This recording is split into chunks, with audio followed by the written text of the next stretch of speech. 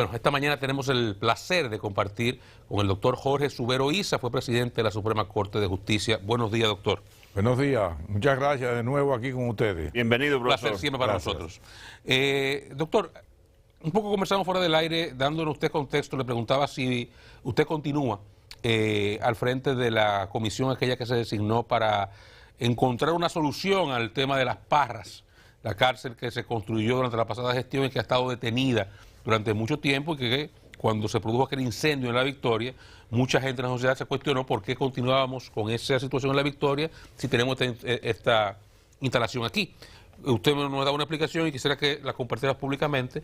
¿Qué es lo que ustedes están jugando, qué rol están jugando allí, cuál es el alcance, cómo van y cómo se, digamos, se lleva esto, cómo se encaja, se enlaza con los trabajos que está haciendo Roberto Santa Ana, que ha sido designado en una oficina, que estuvo por aquí hace unos días, dando una explicación también de qué está trabajando ya en sentido general, pero incluía las Parras. Entonces, cuéntenos un poco de esto. Sí, es un órgano eminentemente colaborativo que el presidente de la República quiso que se formara con cinco decanos de las facultades de ingeniería de las 5 principales universidades del país, con la Defensoría del Pueblo y la Defensoría Pública, y yo que la presido. La finalidad, según nos explicó el presidente en una reunión, era que colaboráramos con las autoridades correspondientes. Es muy importante eso de autoridades correspondientes porque denota la idea de que no estamos usurpando funciones a nadie. Las autoridades correspondientes en este caso es directamente la Procuraduría General de la República. Ustedes dirán, bueno, ¿y por qué la Procuraduría General de la República no continuó el proceso de construcción del Centro Penitenciario de La Parra? Bueno, sencillamente que no tenía recursos económicos por la magnitud de la obra. Entonces se le entregó al Ministerio de la Vivienda para que el Ministerio de la Vivienda la terminara y la habilitara. Y en efecto así se está haciendo.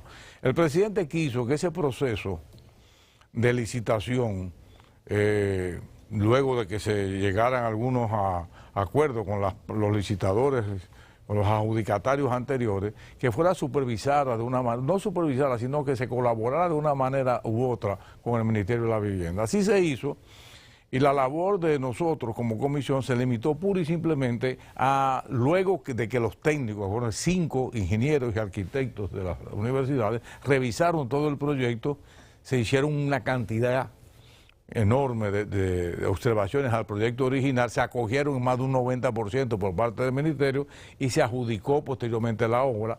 Nosotros nos cuidamos y dijimos que no teníamos objeción a que se procediera a su licitación conforme a la ley. O sea, nosotros no tenemos que ver nada si se licitó bien o se licitó mal, y ese es un asunto del Ministerio de la Vivienda. Pero se hizo ya la licitación. Ya se hizo y se adjudicó la obra, que con una compañía X. Nosotros tenemos pendiente una visita que nos va a invitar el ministro Carlos Bonilla del Ministerio de la Vivienda para ver en qué condiciones está. Él nos dijo en la última reunión que sostuvimos en la UAS, porque tiene la característica que nos reunimos a fin de evitarle al Estado Dominicano costo alguno. Nosotros no tenemos oficina fija, sino que nos reunimos en los locales de las entidades que integran la comisión, y nos vamos a reunir el día 30 de este mes en la UNFU con la finalidad de determinar realmente cuál es el sentido, el ámbito y alcance que tiene esa comisión, porque esa comisión surgió de manera muy circunstancial, que fue a consecuencia, como decía usted, Oscar, del incendio de La Victoria. El ministro Bonilla dijo públicamente que él entendía que en los primeros 6 meses de este año una gran parte de La Parra estará ya en disposición, estaría hábil. El proyecto la idea era que no se perdiera esos recursos que el Estado Dominicano había destinado para la construcción de un centro penitenciario de esa magnitud, que fue una superestructura. ¿Tienen una estimación de los gastos que se van a incurrir para habilitarla totalmente?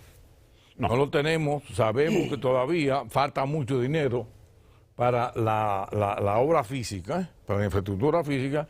Hay que agregarle a eso mobiliario. Nosotros, por recomendación del Pleno, en representación del Pleno de la Comisión, enviamos una comunicación al Ministerio de la Vivienda advirtiendo a la Procuraduría General de la República que tuviera en consideración que para el próximo presupuesto se tuviera en cuenta el mobiliario que implicaba eso, cama, cocina, una serie de cosas para poder habilitarlo. Después viene próximo paso, que es el traslado de los privados de libertad ahí. Nosotros no vamos a involucrarnos en el asunto relativo al traslado de los presos, porque es una competencia única y exclusivamente de la Procuraduría General. Ustedes llegan hasta el mobiliario.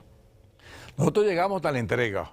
Eso es la hora física. Sí, esa es la idea que hay hasta ahora. Por eso que el día 30 vamos a discutir, porque el decreto no es que sea ambiguo, sino que es, en cierta medida, no nos dice hasta dónde vamos a llegar, y es lo que nosotros queremos interpretar.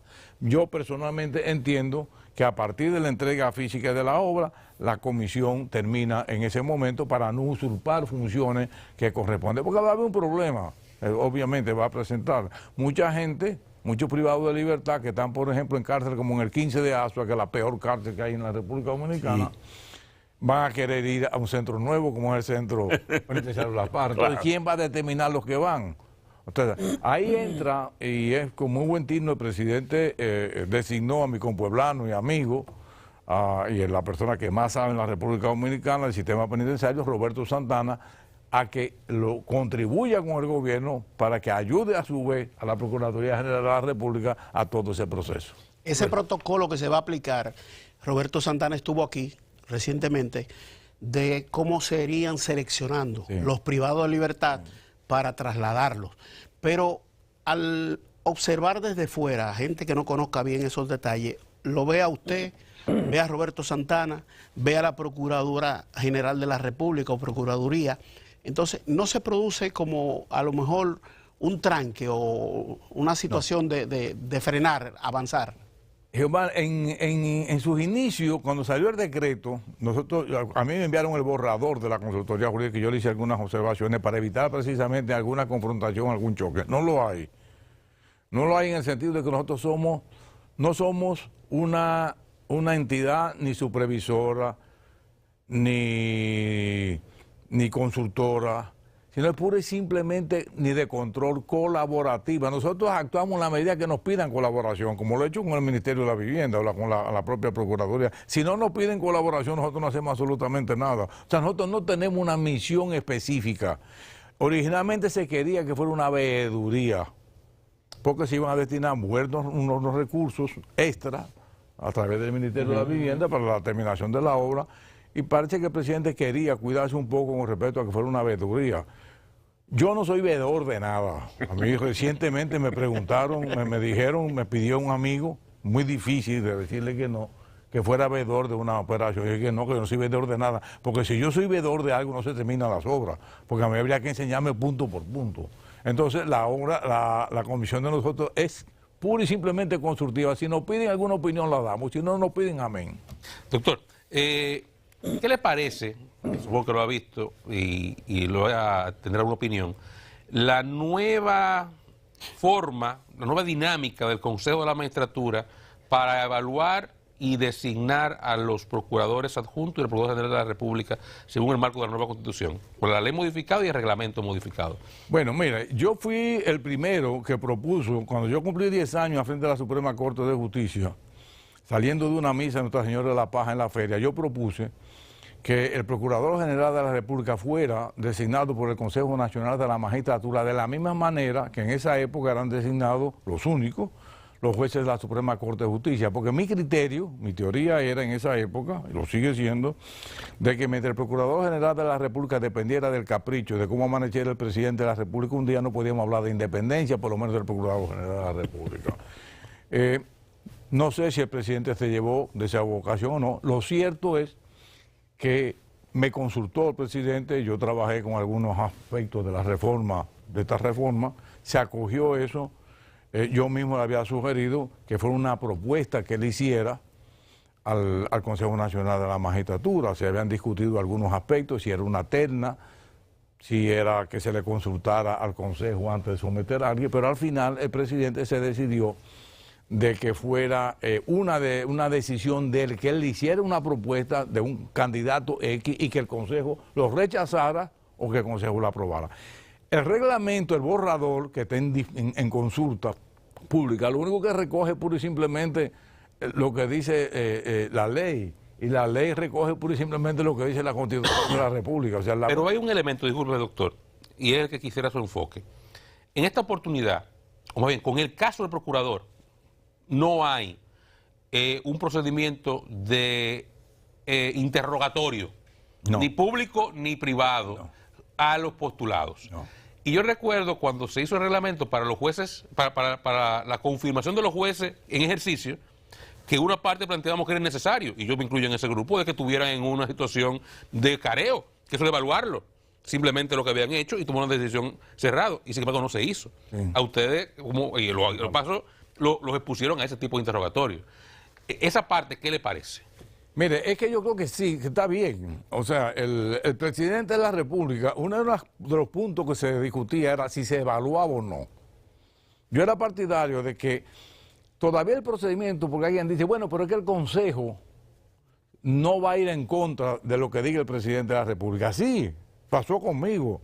Cuando a mí me propusieron como presidente de la Suprema en el 97, el presidente de la República no votó por mí como presidente, votó como juez. O sea, no necesariamente eso así. Ahora, el procedimiento es mucho más democrático porque le permite al Consejo Nacional de la Magistratura no evaluar porque no lo va a evaluar, sino... En su caso se impuso la visión del presidente de la República. No. Pues no, se derrotó. Ah, bueno, en la primera vez. No, la primera vez. Ah, la primera vez. No, la segunda fue unanimidad. Ah, ok. Sí. No, la segunda no. Pero lo que quiero decirle es que en este caso es un asunto doctrinario, si se quiere. Por ejemplo, con el doctor Leonel Fernández, nosotros discutimos mucho, y es un asunto que no es crítica, es pura y simplemente criterio. El presidente Leonel Fernández entendía que el Procurador General de la República tenía que ser designado por el presidente de la República porque era la representación del Ejecutivo en la justicia. Es un criterio doctrinario que hay que respetarlo. Y lo mantuvo hasta recientemente. Ahora creo que se ha variado un poco, pero el sistema sigue siendo más democrático. Ahora, eso no significa que de una manera o de otra el Consejo Nacional de la Magistratura someta a un filtro al propuesto por el presidente, porque incluso el presidente tiene que someterlo con un formulario y una serie de documentos a su candidato. Y el Consejo tiene la facultad de decir, no, ese no nos conviene a nosotros, ese no nos interesa a nosotros. O sea que en cierta medida, si no es un proceso de evaluación, o sea, de careo, personal, de cara a cara, pero sí realmente va a tener que considerar a quién es la persona que va a ser. ¿Por qué? Porque es muy importante. Tiene un proceso de inamovilidad de 2 años, pero el presidente entendía que eran 4 en principio. Mire, el presidente se dio en muchas cosas. El presidente fue muy puntual. Yo recuerdo que en la primera reunión que nosotros tuvimos, él nos dijo, mira, a nosotros no nos interesa la opinión que ustedes tengan, ni la reforma constitucional que ustedes propongan, sino la que yo quiero. Sí, es la mía, no es la de ustedes. Y yo le dije, yo estoy de acuerdo, porque si por mí fuera yo modificara muchísimas cosas. Pero lo que usted quiere es esto, entonces vamos encaminando a esto. Yo recuerdo que en esas reuniones se tocaron los 4 puntos que le había tocado la semana anterior en la semanal. Eran 4 puntos solamente. En el Congreso se le dio más participación, por ejemplo, se incluyó el Tribunal Constitucional, que no estaba.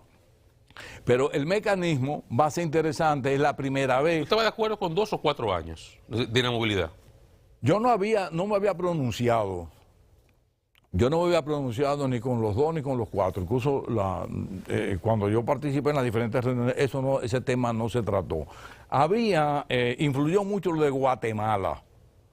O sea, de una manera o de otra, el fiscal general de Guatemala, el problema con el presidente Arevalo, influyó mucho en la República Dominicana, porque se decía, señor, mire la experiencia de Guatemala, que todavía hasta el último momento se le dificultó la toma de posesión del presidente Arevalo porque el fiscal general lo estaba obstaculizando. Entonces parece que eso influyó, pero nadie iba a asumir una posición de esa naturaleza que al otro día se podía quitar. Por eso hubo una transacción de cierta manera de que fueran 2 años. Con la ventaja, bueno, si se porta bien, si se entiende que hubo un buen trabajo, se puede confirmar por 2 años más. ¿Qué pasa en Santo Domingo, doctor? Yo quiero aprovechar su presencia aquí, mientras le sirven el café, doctor, por su cultura jurídica, las experiencias.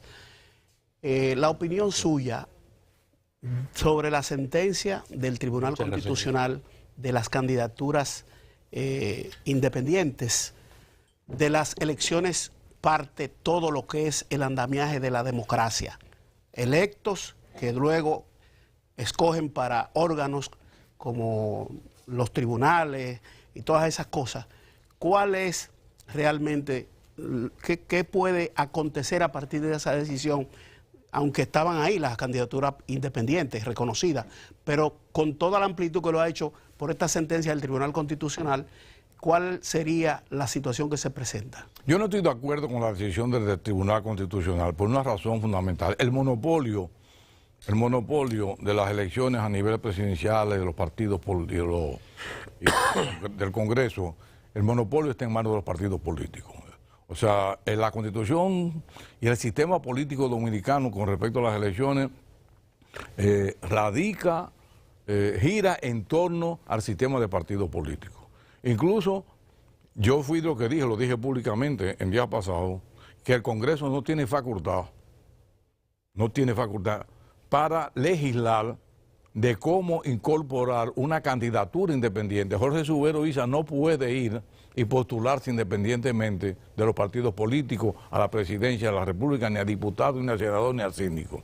Tiene que ser necesariamente, como dice la Constitución, o un partido, una agrupación, un movimiento. Entonces, hay un lío, hay un problema. Yo creo que están ahora mismo el Congreso, cualquier medida que tome de carácter legislativo va a chocar con la Constitución, porque habría que modificar la Constitución para permitir que de manera individual, de manera independiente, una persona pueda candidatar. Pero el TC le dice al Congreso cómo debe redactar la ley en esa sentencia. Sí, por eso es que esas sentencias son cuestionables, esas sentencias que tienen el carácter casi imperativo. O sea, no, se le está diciendo, yo dije que se había cedido, lo dije públicamente, se había cedido el Tribunal Constitucional con respecto, porque son atribuciones del Congreso Nacional. O sea, el Congreso, ahora que el Congreso la única solución que tiene para resolver y acoger el precedente que está obligado de conformidad con la Constitución, el presidente del Tribunal Constitucional, es que una persona independiente pueda pertenecer a una agrupación, a un partido o a un movimiento político. Pero Jorge Subero como tal no puede participar porque el monopolio está a cargo, corresponde a los partidos políticos. No sé qué salida le van a buscar, por eso hablaba yo en una ocasión, el único tribunal en la República Dominicana que es capaz de poner al país con la pata para arriba es el Tribunal Constitucional. ¿Y lo hizo ahora? Con esa sentencia lo puso pasar para arriba. Yo creo que sí. Porque ahora estamos entrampados. El partido Fuerza del Pueblo le planteó a la Junta que trabajara un proyecto de ley en esa dirección. Sí, y creo que la Junta lo está trabajando. Lo que pasa es que conforme a la Constitución, tienen que ajustarlo a lo que dice la Constitución. Fíjense que en la Constitución hay una cantidad enorme de artículos que hablan del sistema partido, incluso el financiamiento, no solo de la persona, la sustitución de un diputado, un senador, no solo es un partido político. ¿Un partido? Porque es que todo nuestro régimen político descansa en el sistema de partido. Y yo creo que lo que debemos es fortalecer el sistema de partido. De hecho, don Milton Reyes estuvo por aquí también en el principio de año, nos hacía esa observación. O sea, si no está un independiente, si no está, ¿quién lo va a sustituir? La Constitución establece claramente que es un partido que lo sustituye. Y además, lo que pasa es que la Constitución establece como un derecho el elegir y ser elegido. Sí, elegir, desde luego, pero eso no significa que sea usted solo que vaya. Todos los derechos están regulados por elegido a través de una estructura. La Constitución lo que establece son principios enunciativos. Lo que pasa es que muchas veces queremos que la Constitución contemple todas que contengan todas las previsiones, en la práctica se puedan presentar, y eso es imposible. Yo no sé qué salida le van a buscar, pero la única salida, a mi modo de ver, es que si yo quiero ser un candidato independiente, como Jorge Subero hizo, tengo que formar un partido. Entonces la conformación de un órgano político como el Tribunal Constitucional, que lo han definido así algunos juristas, debe de ser más cuidadoso a quien se designe en esa posición, porque sus decisiones son vinculantes a todos los poderes del Estado y del cumplimiento. Totalmente. El rigor con que deben ser seleccionados los jueces del Tribunal Constitucional es un rigor mayor que se le exige, por ejemplo, a la Suprema Corte de Justicia. Porque es que ya las decisiones del Tribunal Constitucional no tienen ninguna forma de cómo atacarlo. No ocurre con la Suprema Corte de Justicia ni con los otros tribunales. Entonces, por eso es que yo critico, en cierta medida, ese carácter que a veces invade terreno que no le corresponden. Porque, por ejemplo, yo hablaba del choque de trenes aquella vez. Se ha producido choque de trenes entre la Suprema Corte de Justicia y el Tribunal Constitucional. Lo que pasa es que eso se mantiene con un perfil muy bajo para evitarlo, y yo estoy de acuerdo que eso no tenga que trascender. Pero hubo una sentencia que... ¿Cuántas sentencias le han tumbado a la Suprema Corte de Justicia? Muchísimas. Entonces, ahora con el Congreso, el Tribunal Constitucional dice, mira, lo que dice la Constitución no es eso, lo que dice la Constitución es esto. O sea, ajusten ustedes la ley a lo que nosotros decimos que es. ¿Y la ley le permite llegar a... la ley orgánica del TC, le permite llegar hasta ahí? Bueno, siendo intérprete de la Constitución, sí. Lo que pasa es que el Tribunal la Constitución dice lo que el Tribunal de la Constitucional dice que dice. O sea, por eso es que las decisiones del Tribunal Constitucional no pueden ser inconstitucionales, porque precisamente son los intérpretes de la Constitución. O sea, no importa lo que diga la Constitución. O sea, yo siempre he dicho, mira, hay varias constituciones, no solamente una. Hay la que nosotros entendemos, la que entienden los abogados, la que entiende la doctrina y lo que entienden los jueces del Tribunal Constitucional. O sea, son varias, dependiendo. Ahora, ¿quién es que tiene la razón al final? ¿Cuál es la que se impone? La que debe Tribunal Constitucional. No se puede pedir una revisión, no apelación, sino revisión. No, la decisión del Tribunal Constitucional. Al mismo tribunal. Solamente cuando cambia los precedentes, que lo hace con alguna frecuencia, cambia los precedentes, pues tiene que dar justificaciones, tienen que dar motivos muy valederos. Decía el presidente del TC, ahora que estos días tuvo un acto de rendición de cuentas, que ellos no inventaron la candidatura independiente, que eso estaba en la Constitución. Sí, estaba ahí, pero está ahí adscrita a una agrupación política, a un movimiento político, a un partido político. O sea, porque yo puedo ser, como Jorge Subero Isa, yo puedo ser, yo soy independiente, pero tengo que buscar el movimiento Ocoa Verde. Ocoa Verde, me voy por el movimiento Ocoa Verde, agrupación patriótica o política Ocoa Verde, está candidateando a Jorge Subero Isa, pero individualmente no es posible, conforme a la Constitución. Entonces hay ese problema ahora. Es una opinión que yo tengo, que me he alimentado con lo que he oído, con lo que he visto de los demás, con lo que he leído, con la propia experiencia. Recuerden que yo fui presidente de la Junta Central Electoral, conozco y soy partidario, 100% partidario del sistema de partidos políticos. Doctor, ¿cómo, sé que usted habla poco de eso, pero ya ha pasado un tiempo, ¿cómo ve usted la situación de la justicia dominicana en este momento? Igual. La justicia dominicana siempre tiene las mismas falencias desde el año 1997, ahí se avanzó mucho en aquella época, pero desde el punto de vista institucional. O sea, llegamos a una carrera judicial, llegamos a una Escuela Nacional de la Judicatura, llegamos a carrera judicial, llegamos a independencia total y absoluta, eso me consta. Sin embargo, esto no quiere decir que la calidad de la justicia mejoró. La gente se seguía quejando aquella época, se sigue quejando ahora y se va a quejar mañana. ¿La mora judicial? No la mora, el problema no es la mora, el problema es que la justicia, el ciudadano quiere una justicia más rápida, mucho más expedita, pero sobre todo las cosas de calidad. Ahora, profesor, o sea, aplicar justicia no solamente es aplicar la ley, sino realmente de que las pretensiones que uno persigue se consigan. Y que nadie menciona la tercera hora de reforma. No. Yo me quedé con la segunda en el discurso mío del 2007 y un almuerzo de Finjo, porque yo me di cuenta que nosotros habíamos logrado, con el apoyo de los presidentes, o sea, muchas veces se avanzó, mire, los presidentes que me tocó a mí trabajar, tanto Leónidas Fernández en 2 ocasiones como Hipólito Mejía, apoyaron y respaldaron 100% de la reforma judicial, eso no me cabe la menor duda, ni interfirieron nunca tampoco en los asuntos judiciales, ninguno de los dos. Hubo un gran avance desde el punto de vista institucional, repito, nosotros fuimos modelo de reforma judicial, no lo digo yo, lo dijeron los organismos internacionales, fuimos modelos, y nosotros, nuestros jueces fueron profesores en Guatemala, en Nicaragua, en Panamá, para ver el modelo de reforma judicial de la República Dominicana. Pero eso no significó que la justicia fuera mejor.